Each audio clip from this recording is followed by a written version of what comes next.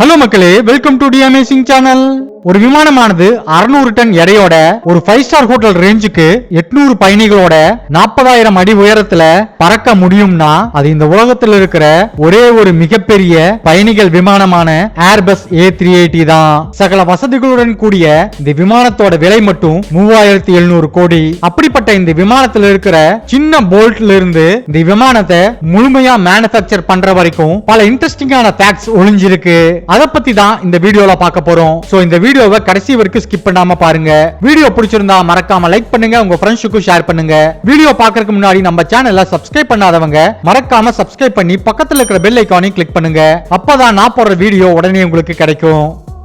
இந்த ஏர்பஸ் A380ல பல வசதிகள் உள்ள இருக்கைகள் மற்றும் உட்புற அமைப்பை டிசைன் பண்றதுக்கு முன்னாடி அவங்க செய்யக்கூடிய மிகப்பெரிய வேலை எதுன்னு பாத்தீங்கன்னா பிளைட்டுக்கு பெயிண்ட் அடிக்கிறது தான். பிளைட்டுக்கு பெயிண்ட் பண்றதுல என்ன பெரிய விஷயம் இருக்குன்னு நீங்க கேட்டீங்கன்னா கண்டிப்பா இருக்கு. இங்க இந்த விமானத்துக்கு பல லேயர்ல பெயிண்ட் அடிக்கிறாங்க. ரோபோட்டிக் ஸ்ப்ரே மிஷினை வச்சு பிரைமர் கோட்டையும் பேஸ் கோட்டையும் அடிக்கிறாங்க. அதன் பிறகுதான் மெயின் பெயிண்ட் அடிக்கிறாங்க. பிளைட்டுக்கு க்ளோயிங் கிடைக்கிறதுக்காக, அதாவது பளபளப்பா தெரியறதுக்காக ஒரு கிளியர் கோட் பெயிண்ட் அடிக்கிறாங்க. ஜெர்மனில ஹாம்பர்க் நகரத்தில் இருக்கிற ஏர்பஸோட ஒரு மிகப்பெரிய ஒர்க் ஷாப் இருக்குது. அங்க வச்சுதான் இந்த பெயிண்டிங் வேலையானது பெரும்பாலும் நடக்கும். இங்க ஒரு பிளைட்டுக்கு பெயிண்ட் அடிக்கிறதுக்கு மட்டும் கிட்டத்தட்ட 2 வாரங்கள் ஆகும். பெயிண்டிங் வேலை முழுசா முடிஞ்ச பிறகு அந்த விமானத்தோட மொத்த எடையில இந்த பெயிண்டோட எடை மட்டும் கிட்டத்தட்ட 531 கிலோகிராம் இருக்கும். அதாவது நம்ம பயன்படுத்தக்கூடிய சிறிய ரக கார்களோட எடைக்கு அது ஈக்குவலா இருக்கும். அது மட்டும் இல்ல, பிளைட்டை பெயிண்ட் பண்ணக்கூடிய மொத்த ஏரியாவோட அளவு மட்டும் 38,000 ஸ்கொயர் ஃபீட் இருக்கும். அது கிட்டத்தட்ட 3/4 ஏக்கருக்கு சமமான பரப்பளவு. இங்க ஒவ்வொரு இன்ச்சும் ஒரே மாதிரி தான் பெயிண்ட் பண்ண வேண்டியது வரும். ஏன்னா இந்த விமானமானது கிட்டத்தட்ட 35,000 அடியிலிருந்து 40,000 அடி உயரம் வரைக்கும் பறக்கக்கூடியது.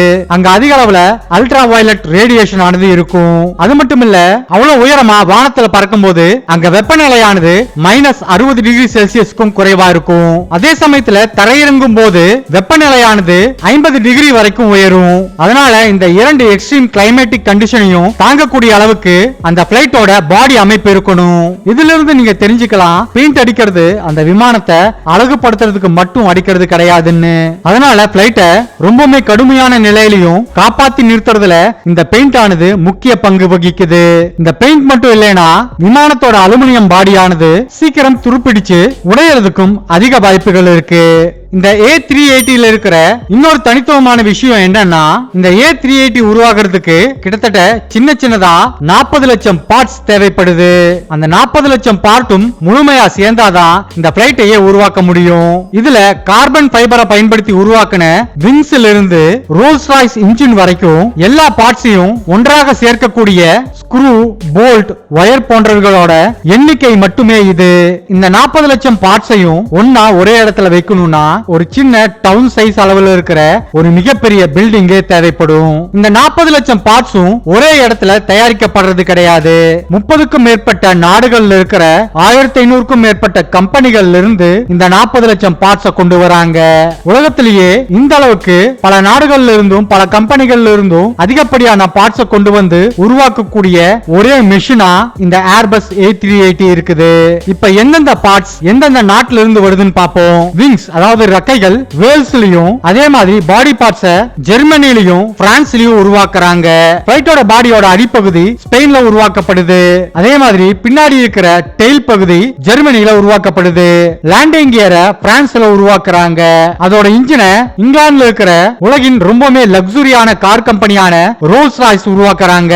பிளைட்டுக்குள்ள இருக்கிற லைட்ஸ், டிவி போன்ற எலக்ட்ரானிக் சம்பந்தப்பட்ட பொருட்களை எல்லாத்தையும் ஜப்பான், கொரியா, ஆஸ்திரேலியா, கனடா போன்ற பல நாடுகள்ல தயாரிக்கிறாங்க. இவ்வளவு நாடுகள்ல இருந்து இந்த அளவுக்கு பொருட்கள் வரும்போது இவை அனைத்தையும் ஒருங்கிணைத்து சரியான இடத்துல கரெக்டா ஃபிட் பண்றதுங்கிறது ஒரு மிகப்பெரிய சேலஞ்சாகவே இருக்கும். ஒவ்வொரு பார்ட்ஸையும் சரியான அளவுல மட்டும்தான் உருவாக்கணும். ஒரு மில்லிமீட்டர் அளவுக்கும் கூட வித்தியாசம் வரக்கூடாது. அப்படி வித்தியாசம் வந்தா அதை கண்டிப்பா பிளைட்ல பயன்படுத்தவே முடியாது. அதே மாதிரி ஒவ்வொரு பார்ட்ஸும் பிளைட்ல ஃபிட் பண்றதுக்காக சரியான நேரத்துல ஃபேக்டரிகளுக்கு வரணும். இதுல ஏதாவது ஒரு சின்ன பொருள் ஒரு நாட்டில இருந்து கரெக்டான டைமுக்கு வராம போனா அது மொத்தமா அந்த பிளைட்டோட டோட்டல் மேனுபேக்சரையே பாதிக்கும். இந்த ஒவ்வொரு விமானத்திலையும் கிட்டத்தட்ட 1 லட்சத்துக்கும் அதிகமான வயர்கள் இருக்கும். அவை எல்லாத்தையும் எடுத்து ஒரே நீளமா வச்சோம்னா அந்த வயர்களோட மொத்த நீளம்னு பாத்தீங்கன்னா கிட்டத்தட்ட 530 கிலோமீட்டர்களுக்கும் அதிகமா இருக்கும். இந்த 1 லட்சம் வயர்களை 40,000 கனெக்டர்கள் மூலமாக பிளைட்ல பிக்ஸ் பண்றாங்க.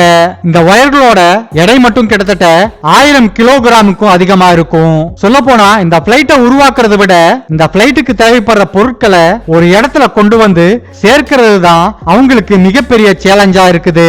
இந்த எல்லா பார்ட்ஸையும் ஃபைனலா எங்க அசெம்பிள் பண்றாங்கன்னு பாத்தீங்கன்னா பிரான்ஸ் நாட்டில் இருக்கிற டவுலூஸ்ங்கிற பகுதியில நடத்தப்படுது. அதே மாதிரி பிளைட்டோட முக்கியமான பாகங்களை எல்லாத்தையும் யூரோப்ல இருக்கிற முக்கியமான கண்ட்ரிகள்ல உருவாக்குறாங்க. இதனால இந்த எல்லா பார்ட்ஸையும் பிரான்சுக்கு கொண்டு வரதுக்கு ஒரு மிகப்பெரிய டிரான்ஸ்போர்ட் சிஸ்டமே தேவைப்படும். இதுல நம்மள எல்லாம் ஆச்சரியப்படுத்தக்கூடிய இன்னொரு விஷயம் என்னன்னா உலகத்திலேயே ரொம்பவுமே பவர்ஃபுல்லான மற்றும் 575 டன் எடையும் உடைய மிகப்பெரிய 4 இன்ஜின்களை கொண்ட ஒரு விமானமா இந்த ஏர்பஸ் A380 இருக்குது.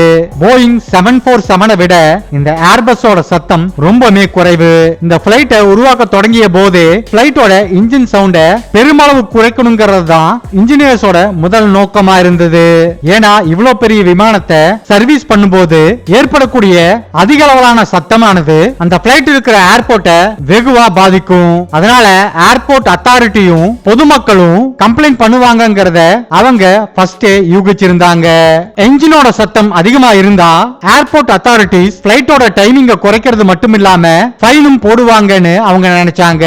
அதனால இந்த விமானத்தை பயன்படுத்தக்கூடிய ஏர்லைன்ஸ் கம்பெனிகளுக்கு நஷ்டம் அதிக அளவுல இருக்கும். அதனால விமானத்துல சத்தம் வரக்கூடிய எல்லா பகுதியையும் புது டெக்னாலஜி கொண்டு அதை குறைச்சு இந்த இன்ஜினியர்ஸ் அதைய சாத்தியப்படுத்தி இருக்காங்க. இந்த பிளைட்டோட இன்ஜின்ல மிகப்பெரிய ஃபேன் பிளேடுகள் இருக்கு. அவைகளோட அமைப்பை ரொம்பவுமே தனித்துவமா வடிவமைச்சிருக்காங்க. இதனால மற்ற பிளைட்டை விட இந்த இன்ஜின் ரொம்பவுமே பவர்ஃபுல்லாகவும் அதே சமயத்துல சத்தம் குறைவாகவும் இருக்கும். லண்டன், துபாய், சிட்னி, சிங்கப்பூர் போன்ற மிகப்பெரிய விமான நிலையங்களுக்கு அருகில் இருக்கிற பகுதியில் வாழ்ற மக்கள் என்ன சொல்றாங்கன்னா பழைய போயிங் விமானத்தோட கம்பேர் பண்ணும்போது டேக் ஆஃப் மற்றும் லேண்ட் பண்ணும்போது ஏர்பஸோட சத்தம் ரொம்பவுமே குறைவா இருக்குன்னு சொல்லியிருக்காங்க.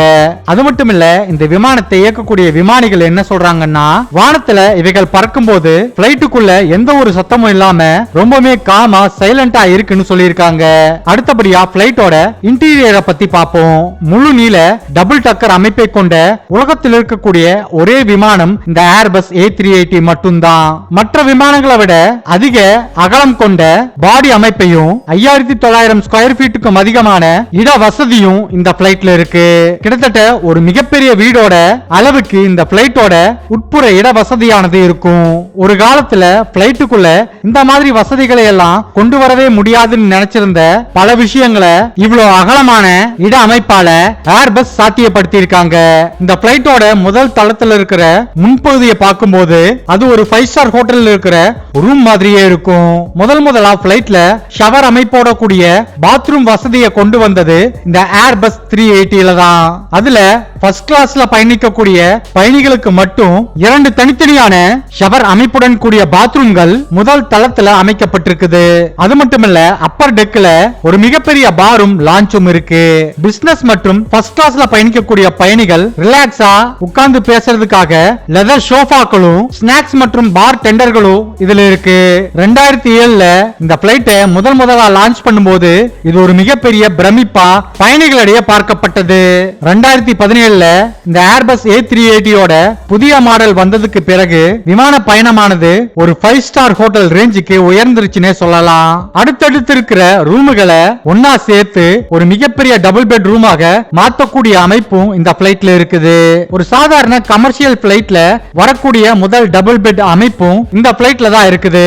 இது மட்டும் இல்ல எத்திஹாட் ஏர்வேஸ் இதை விட ஒரு மிகப்பெரிய இனோவேஷனை கொண்டு வந்திருக்காங்க. இந்த ரெசிடென்ஸ்ங்கிற பேர்ல இந்த விமானத்தோட முன்பகுதியில் இருக்கிற மொத்த அமைப்பையும் ரெனோவேட் பண்ணி 2 பேர் பயணிக்கக்கூடிய 3 அறைகள் கொண்ட ஒரு அபார்ட்மெண்ட்டையே அந்த பிளைட்டுக்குள்ள அவங்க உருவாக்கி வச்சிருக்காங்க.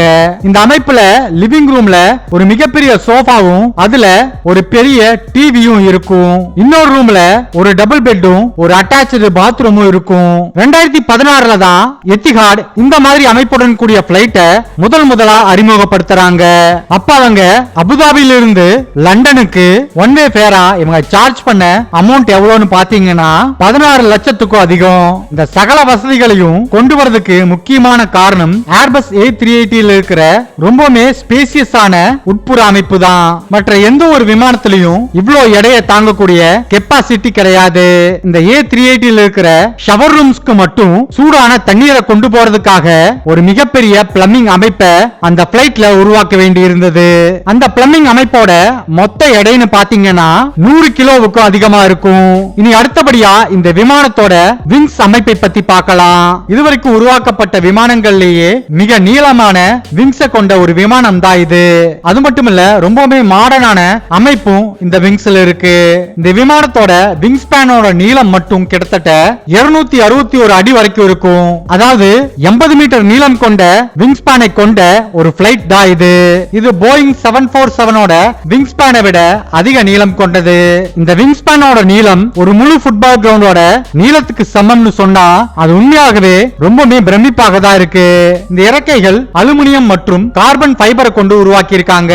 இந்த விமானம் முதலா உருவான காலத்துல ஒரு கமர்ஷியல் விமானத்துல இவ்வளவு அட்வான்ஸ்டான மெட்டீரியலை பயன்படுத்துறது அதுவே முதல் முறையா இருந்துச்சு. இவ்வளவு பெரிய விமானத்தோட எடையை தாங்கிறது, பெரிய பெரிய இன்ஜினோட வெயிட்டை தாங்கி அதுல ஃபியூல் டேங்கை பொறுத்துறது, அது போக பல ஆயிரம் அடி உயரத்துல பறக்கும் போது அங்க ஏற்படக்கூடிய காற்றோட பிரஷரையும் தாங்கி பயணிக்கணும். இது போன்ற பல பிரச்சனைகளை தாங்கி நிக்கிறது தான் இந்த விங்ஸோட பிரதானமான வேலையா இருக்குது. இதெல்லாம் போக ஏர்பஸ் நிறுவனமானது இந்த A380 மாடலை உருவாக்குறதுக்கு எவ்வளவு செலவு பண்ணாங்கன்னு கேட்டீங்கன்னா தலையே சுத்திரும். கிட்டத்தட்ட 25 பில்லியன் டாலர்களை செலவு பண்ணியிருக்காங்க. அது இந்திய ரூபாய்க்கு கன்வெர்ட் பண்ணோம்னா 2 லட்சம் கோடி ரூபாய். இது ஐரோப்பிய நாடுகளோட வரலாற்றிலேயே மிகப்பெரிய பிசினஸ் ப்ராஜெக்டா கருதப்படுது. இந்த விமானத்துல முழுமையா எக்கனாமிக் கிளாஸ் மட்டுமே இருந்தா மொத்தமா 853 பேசஞ்சர்ஸ் வரைக்கும் இந்த விமானத்துல பயணிக்கலாம். அதுவே ஃபர்ஸ்ட் கிளாஸ் மற்றும் பிசினஸ் கிளாஸ் சேர்ந்த ஒரு பிளைட்டா இருந்தா அதுலயும் கிட்டத்தட்ட 400 இருந்து 500 பயணிகள் லக்ஸுரியா டிராவல் பண்ண முடியும். சகல வசதிகளையும் கொண்ட இந்த மிகப்பெரிய ராட்சசன் வானத்துல பறக்கிறதுக்கு இவ்வளவு வேலைகள் செய்யப்பட வேண்டியது இருக்கு. என்னதான் இந்த பிளைட் மிகப்பெரிய பிளைட்டா இருந்தாலும் பல வசதிகளை கொண்டிருந்தாலும் ஏவியேஷன் ஹிஸ்டரியில மிகப்பெரிய மாற்றத்தை ஏற்படுத்தி இருந்தாலும் ஏர்பஸோட வரலாற்றுல A380 ஒரு மிகப்பெரிய ஃபெயிலியர் தான் சொல்லணும். இந்த A380 ஏர்பஸ் நிறுவனத்துக்கு மிகப்பெரிய நஷ்டத்தையே கொடுத்திருக்கு. ஏன் ஏர்பஸ் A380 ஒரு மிகப்பெரிய ஃபெயிலியரா மாறிச்சு அத பத்தி இந்த வீடியோவோட பார்ட் 2ல விரிவா பார்க்கலாம். இந்த வீடியோ இதோட முடிவுக்கு வருது. இந்த வீடியோல நீங்க பார்த்த ஏர்பஸ் தொடர்பான இந்த இன்ட்ரெஸ்டிங் ஃபேக்ட்ஸ் எப்படி இருந்துச்சு அத மறக்காம கமெண்ட் பாக்ஸ்ல கமெண்ட் பண்ணுங்க. ஓகே மக்களே, தேங்க்ஸ் ஃபார் வாட்சிங் திஸ் வீடியோ. இந்த வீடியோ பிடிச்சிருந்தா மறக்காம லைக் பண்ணுங்க, ஷேர் பண்ணுங்க. தி அமேசிங் சேனலை மறக்காம சப்ஸ்கிரைப் பண்ணி பக்கத்துல இருக்கிற பெல் ஐகானை கிளிக் பண்ணுங்க. அப்பதான் நான் போடுற வீடியோ உடனே உங்களுக்கு கிடைக்கும். இன்னொரு இன்ட்ரெஸ்டிங்கான வீடியோல உங்களை பார்க்கறேன். பாய்.